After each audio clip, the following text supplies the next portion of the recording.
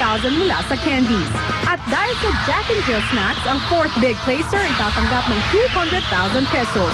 Ang third big placer ay tatanggap ng 300,000 pesos. At ang second big placer ay tatanggap ng 500,000 pesos. Lahat ng big placers ay makakatanggap din ng Sony Vaio laptops. At dahil sa pagsanib ng kani-kaninang puwersa ay kanilang natuklasan ang magiging mga premyo ng Team Big Winner. Ang Team Big Winner ay magkakamit na isang 46-inch Sony LCD TV, isang Asian tour for 2 and 3 key destinations including Hong Kong, Thailand, and Singapore. All expenses paid by Bondot. Kasama rin dyan ang isang complete crystal clear water franchise worth 1.5 million from Solarex. All drinking water should be crystal clear.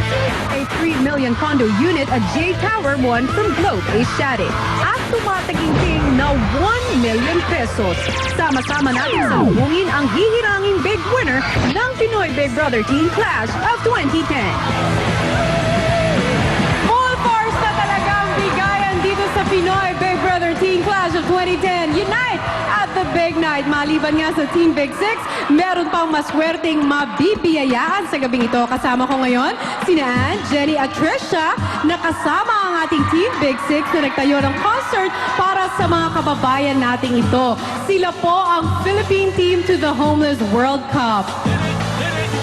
Sa ngalan ni Kuya, ng lahat ng Teen X housemates at ng lahat ng sumuporta sa Bicol Concert at Bicol Package.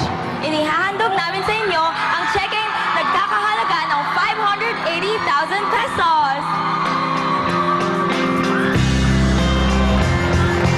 Sana po ay makatulong ito sa inyong laban sa Rio de Janeiro sa Homeless World Cup ngayong September.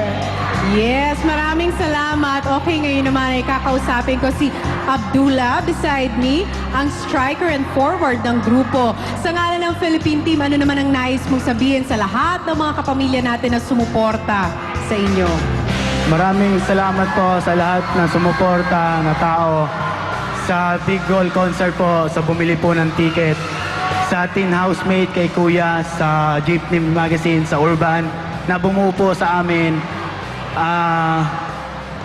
Sana po suportahan po natin ang Homeless World Cup Team Pilipinas. Gagawin po namin ang lahat para po itaas ang bandila ng mga Pilipino sa Brazil. Maraming salamat po.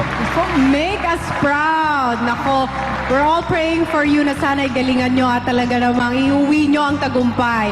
Maraming salamat Philippine Team, pero maliban naman sa Homeless World Cup, meron tayong inaabangan at yan nga ang resulta ng naganap na botohan. Pero sa ngayon ay abangan muna natin kung anong sasabihin ni Mariela at Bianca. Mga kapamilya, here is the final vote standing. Consistent. Big winner natin si housemate T. Siya ang leading for the whole duration of the show, 19.75%. Pumapangalawa naman si housemate U with 18.7%. At si housemate D, third place with 15.99%. Si housemate E, ang fourth place with 15.74%. Housemate N, fifth place with 15.14%. At ang kanina na fourth place nung nagsimula ang show ay ngayon last place na. Housemate I with 14.68%. Sino nga kaya ang nagmamayari ng highest number of votes? Sino si housemate T? Sino ang hihirangin nating teen big winner? Malalaman natin yan sa ilang saglit. Pero ito ang dapat pakatutukan. Ang High Five, the Big 5 Years of PBB. 5 taon na po ang teleserye ng totoong buhay. Kaya't minarapat ni Kuya na tipunin ang mga paborito niyang housemates mula sa iba't ibang seasons at edisyon, including the Teen Clash housemates and Teen Big Six. Makakasama rin sina John Prats, Jason Gainza, Uma Cooney, Matt Evans, Wendy Valdez, big winners Nene, Ruben, Kiana, EJ Plus, Melason at Kim Arab.